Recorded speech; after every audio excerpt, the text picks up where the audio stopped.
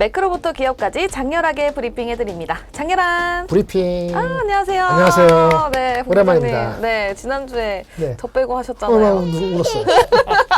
표정. 제가 오늘 빨간 옷을 입고 네네. 빨간 펜까지 들었습니다. 그렇게 저도 약간 빨간 그러니까요. 지금 시장이 아주 이거 개판입니다. 네, 개판이죠. 오늘 그래도 오를 줄 알았는데. 그러니까요. 많이는 오르지 않아서. 네. 미국이 1%되니까 우리도 뭐 한 반 따라가고 0.5%? 그걸 그러니까요. 생각했는데 한편에 제가 약간의 경계심이 있어서 왔어요. 이번에도 보니까 금요일 날 미국장에 반등을 했죠. 네. 파월의 그 좋은 발언과 함께 훈풍을 타고 반등했는데요. 그리고 필라델피아 반도체도 무려 2.7%나 올랐어요. 네. 그런데요, 우리한테 정 민감한 주식들은 별로 안 올랐어요. 예를 들어서 뭐 마이크로는 오늘 당일날 1.4% 빠졌고요. 네.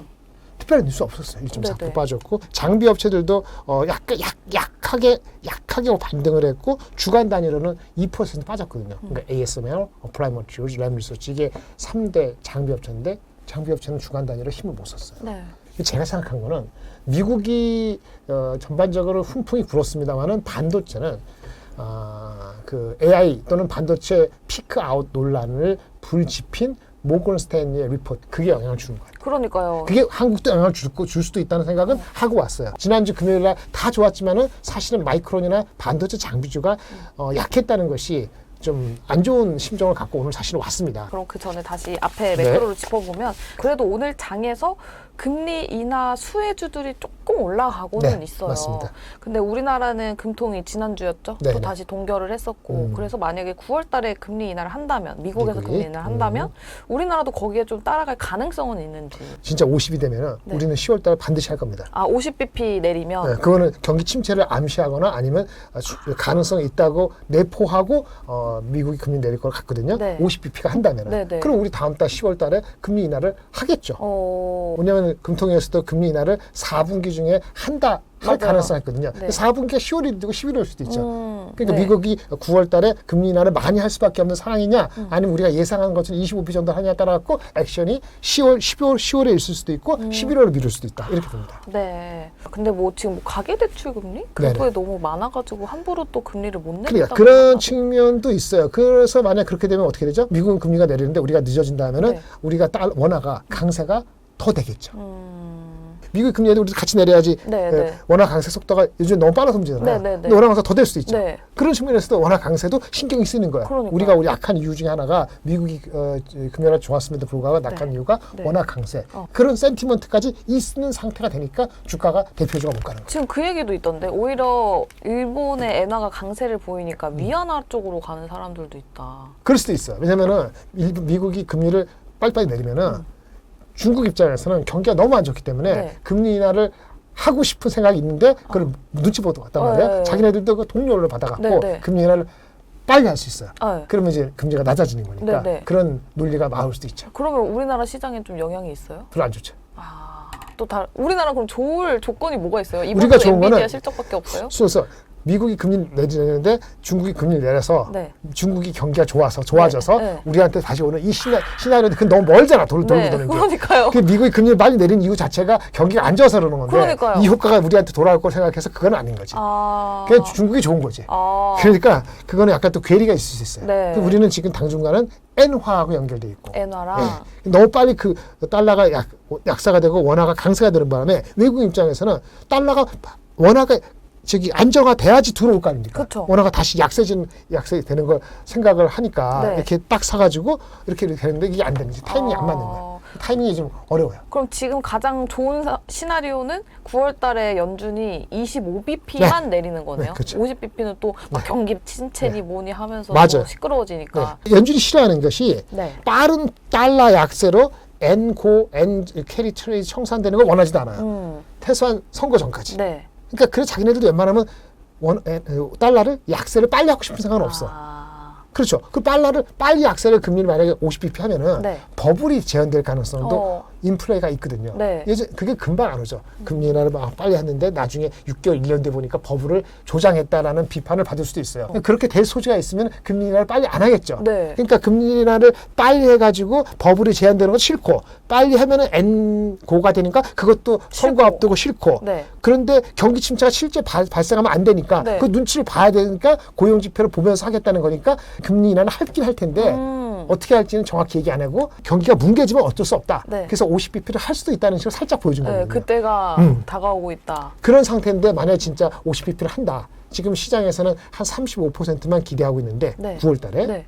근데 문제는 9월 달 기대는 낮아요. 근데 11월 선거 5일인데 FOMC가 10월 7일이거든요. 네. 11월 7일하고 12월 중에 한 번 또는 두 번은 50bp 한다는 축이 과반이 넘어요. 50bp요? 25p 하고 나서 9월 달 하거나 11월 달이나 12월 달에는 50bp씩 할 수 있다는 의견이 꽤 있어요. 네. 그게 저는 약간 찝찝한 거죠. 시장이 앞서 나가는 측면이 있다고 보는 거죠. 그게 리스크다. 오히려. 그러면 한 10월 달쯤에 장 좋아질 수도 있겠네요. 좋아질 수도 있지. 그러니까 네. 그걸 보고 하는 거예요. 그런데 그렇게 보고 한다면은 논란이 나오는 반도체 사겠어요? 안 사죠. 그 금리 인하가 되는 거 확실하니까 네. 제약바이오 해외 없는 거 제약바이오는 미국도 한국도 관계 없잖아. 네네. 그렇죠? 네. 네. 그런 거 몇 가지만 올리니까 장에서는 그게 섹터 비중이 20, 30% 아니니까 장은 못 가는 거라고. 시총이 크지가 않으니까. 그런 얘기죠. 알겠습니다. 똑똑하죠? 네. 스마트. 스마트 장렬. 하여튼 그래서 경기 침체되는 거 싫어서 금리 인하를 많이 할 수도 있다는 걸 약간 뉘앙스를 보내서 뉘앙스를 그렇게 보는 게 뭐죠? 이른바 파월 푸시예요. 네. 경기가 나빠지는 거를 냅두지 않겠다는 그 기대 심리가 있어서 미국 많이 오른 건데 사실은 아까 말한 그 여러 가지 버블이나 이런 것도 있기 때문에 실제 50bp를 과감하게 할지는 아직은 모른다는 거지. 알겠습니다. 엔비디아 실적으로 네네. 가볼까요? 엔비디아 실적은요. 그 지금 발표되는 게 내일 모레가 5월에서 7월까지가 2, 4분기 실적이에요. 네. 매출 잘 나오면 영업이 잘 나올 거니까 매출만 봅시다. 네. 매출을 가이던스가 3개월 전에 280억 불 정도 플러스 마이너스 줬어요. 네. 그 시장에서는 컨센서스를 287억 불 매일매일 바뀌니까 네. 290억째 안 되게 바꾸고 있어요. 네. 근데 그렇게 나오면 주가는 폭락하는 거고요. UBS 포함해서 실제 저 위스퍼 넘버 속닥수다 네. 넘버는 300억 불 정도 보고 있어요. 300억 불 정도 나와야 될 것 같아요. 네. 300억 불 나오면은 전분기보다 15% 올라가는 거. 네. 블랙웰은 이슈가 아니에요. 블랙웰은 원래 7월까지 실적이 안 잡히게 돼 있기 때문에 그래요? 이번 달 5월, 7월까지 실적에는 블랙웰 이슈가 아니라고. 블랙웰 이슈는 가이던스에 포함돼요. 네. 네. 어쨌든 간에 실적 자체는 잘 나와야 된다. 네. 300억 불 육박하는 게 나와야 된다. 291억 불 안 좋아. 297억 불, 오케이. 이렇게 300억 불 넘고. 이렇게 나오면 QOQ 15%고 YOY 한 120%, 110%, 120%니까 네. 오케이 될 것 같아요. 그리고 299억 불, 한 300불 정도는 나와줘야 시장에서 좀 반응이 폭락은 좋게 없다. 간다. 폭락이 없다. 폭락 없다. 유지하면서 눈치 볼 건데 네. 그다음에 가이던스. 네. 동시에 가이던스 주겠죠. 가이던스는 8월에서 10일인데 매우 중요합니다. 왜냐하면 여기에 블랙웰이 원래 포함되어 있어요. 새로운 제품. 가이던스니까. 5월, 7월 달 실적이 290억 불, 300억 불 사이면은 네. 당연히 QQ로 올라가야 되는데 블랙웰의 임팩트가 한 4주에 끝날 것이냐. 누구 말대로 최근에는 그렇게 크지 않아요. 누구는 두세 살 갈 텐데 거기에 따라 갖고 이게 310억 불밖에 안 나올 수도 있고 네. 300에 310억 불이면 5% 성장 안 하는 거잖아요. 그럼 10만 할 거예요. 블랙웰 임팩트가 있네. 네, 네. 블랙웰 임팩트가 있는데 이전 버전, 이 호퍼 버전, H200, H200 이게 바로는 메이크업을 잘 안 되는구나라고 하는 넘버가 아마 315억 불 이하일 겁니다. 네. 그러니까 300억 불 나오고 실적 가이던스가 315억 불로 넘어야 돼요. 미니멈. 네. 그 정도 나오면은 폭락은 안 할 것 같아요. 네. 근데 넘버가 주가가 올라가려면은 가이던스가 네. 한 QOQ 10%. 네. 아까 300억 불 할 때 그것이 실적이 15% 성장을 하잖아요. 네. 당연히 8, 9, 10월 달인데 블랙웰 임팩트가 없다고 보진 않기 때문에 그쵸. 너무 많으면 안 좋지만 없다고 보지 않으니까 수용할 수 있는 게 아마 10% 정도 성장하는 거예요. 그럼 한 330억 30억 불? 불. 그래서 330억 불 가까이 하면 QOQ로 10%고 네. YO로 80인데 YO를 어차피 내려간다 봤는데 QOQ로 10%인데 블랙웰이 한 달 정도 빼면은 네. 그래 전분기 15% 성장하고 10%면 오케이다. 그럼 주가는 안 빠질 겁니다. 아마 올라가려고 준비할 거예요. 네. 그런데 만약에 숫자가 엄청 잘 나온다. 네. 그러면 345 넣어보려. 345 그러면 QOQ 이거는 생각하고 있잖아요. 그러면 이제 날아가요. 그때 그럼 날아가요. 들어가면 네. 한 10% 오를 겁니다. 10%? 한국도 한 5% 올라가요. 그래요? 걔는. 네. 세 번째 시나리오가 아직 안 잡혀있기 때문에 저는 주가 한 120달러 정도 유지되는 건 문제 없겠네.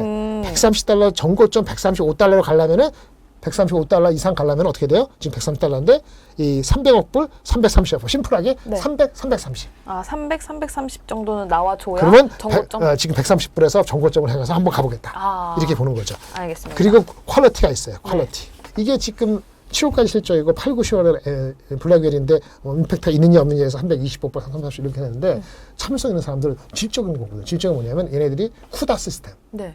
플랫폼이잖아요. 네. 소프트웨어 이 플랫폼이고 이 시스템에 사람들이 묶여 있다고 계속 느끼면은 그래 뭐 한 분기 정도 뭐 10% 15% 성장, 15%는 아니들 뭐 7% 성장 오케이 할 수도 있잖아요. 그 주가가 내려가면서 살려는 사람도 있거든요. 네네. 그 살려는 사람이 있을 수 있다는 근거는 뭐냐면 이 넘버 말고 또 하나 있어요. 어떤 거요? 넘버 오브 디벨로퍼스.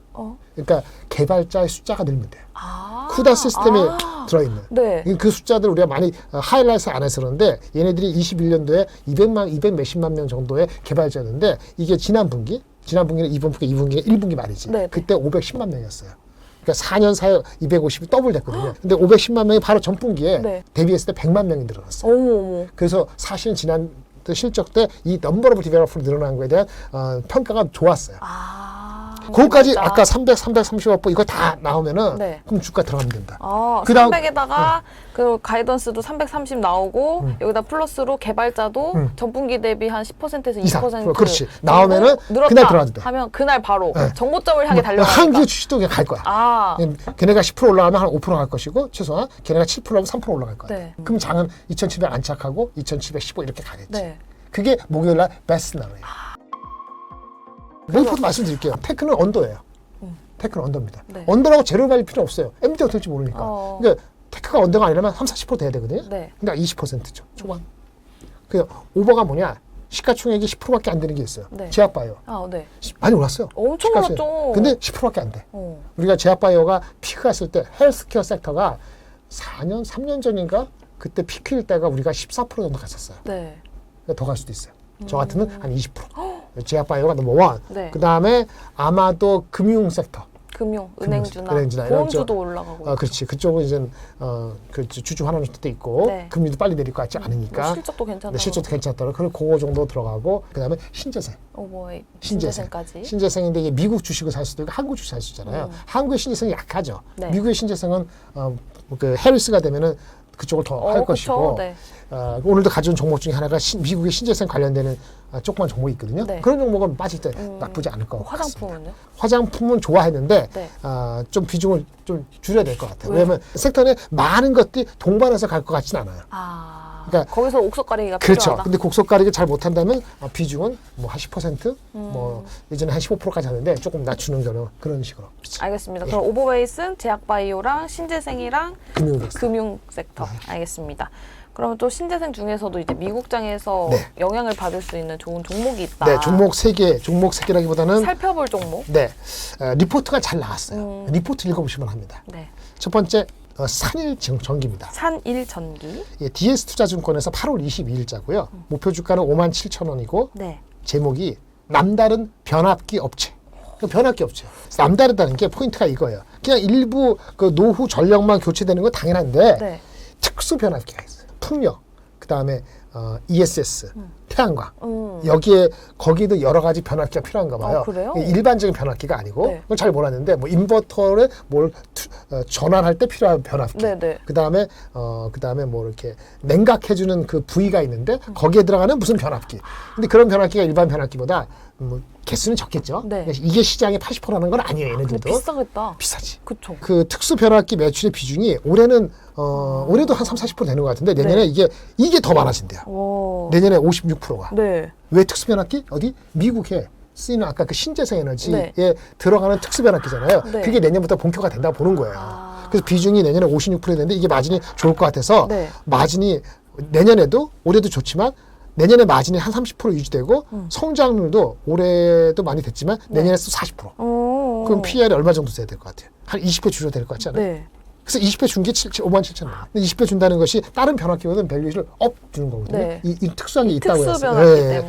근데 그걸 사람들이 인정을 안 하면은 20배 못 가겠죠. 그러면 5만 원 가는 게 아주 빠르진 않을 수 있겠죠. 여기는 근데 또 미국 대선과 관련해서도 움직일 수도 있겠네요. 그럼. 네. 산일전기 리포트 있었고 또 두 번째는 어떤 거? 헬스케어. 헬스케어. 미국이 중국을 제재해요.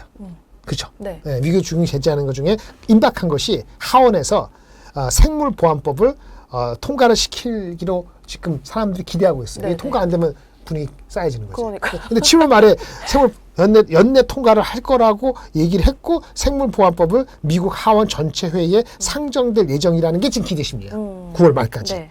연내 통과를 되면은 그러면 이제 미국의 바이오 기업 중에서 중국의 CDMO한테 의존했다는 그 통계가 없는데 설문조사를 해보니까 바이오업에서 80% 가까이가 중국한테 하고 있다는 거예요. 그럼 중국이 만약에 이게 통과되면은 의존도 줄이지 않겠어요? 그렇죠. 갑자기 그럼 그거는 수혜받는 회사가 CDMO가 많지가 않은 거예요. 그러니까 삼성바이오로직스도 있고 한국의 작은 회사는 바이넥스도 있고 그래서 전체적으로 좋아지는 거고 원재료 원료까지 이슈가 된다라고 기사가 나왔던 게 ST팜. 그래서 ST팜이 그래서 오르고 오늘 많이 오르고 계속 올라가고 있잖아요. 그렇죠. 이게 다 같은 맥락에서 미국이 중국 제재하는 거예요. 네. 그다음 약가인화.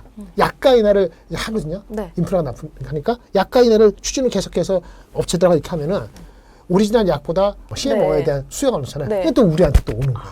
그래서 근데 주가가 반영이 돼 있죠. 네, 이미 많이 반영됐죠. 그래서 이제 그런 측면이 있는데 다른 쪽가 잘 안 갈 때는 이게 오버웨이트가 좀 더 지속될 수 있다. 이 정도로 이해하시면 될 오히려 것. 다른 주도주가 안 나타나면 그런 관점에서 그 헬스케어 종목에서는 고루고루 바이넥스도 괜찮고 삼성 바이오로직스도 괜찮다 이렇게 말씀을 드리겠고요. 그 다음에 종목 중에서 클래시스는 비올과 함께 이제 미용기기잖아요. 근데 미용기기 중에서 높은 마진이 꽤 오랫동안 돼서 인정받은 주식이 클래시스예요. 근데 이거는 이루다라는 회사를 인수했어요. 그 효과가 있을 거다.